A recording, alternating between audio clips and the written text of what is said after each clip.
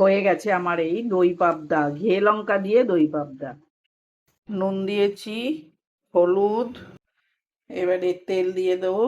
আর মাছটায় আমি একটু ময়দাও দিয়েছি, এই যে ময়দাটা মেখে দেবো।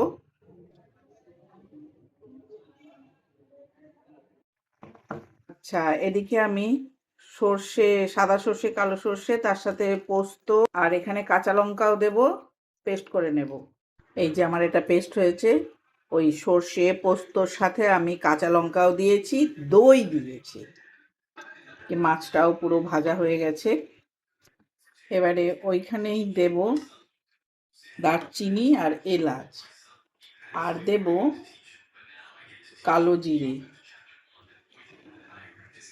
এখন দিয়ে দেব ওই পেস্ট, দই দিয়ে, পোস্ত, সর্ষে, কাঁচা লঙ্কা, গ্রাইন্ডারটা ধুয়ে, জল, নুন, একটু হলুদ।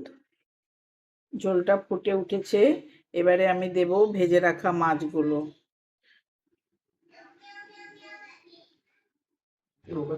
নুন মিষ্টি ব্যালেন্স করছি, কারণ দই আছে তো, একটু চিনি দিতেই হবে।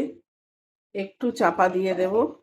এবার দেখো, এই লঙ্কাটা আমি চিড়ে দিয়ে দেব, এখানে ধনে পাতা দেব না। এই যে লঙ্কাটা সরু সরু করে চিড়ে এনেছি, এর ঝালও বেরোবে, আবার গন্ধটাও বেরোবে। ও, যা লাগবে না! একটু চাপা দিয়ে দিই। এবার এটা খুলবো। আহ, যা ঘি লঙ্কার গন্ধ বেরিয়েছে না! হয়ে গেছে আমার এই দই পাবদা, ঘিয়ে লঙ্কা দিয়ে দই পাবদা।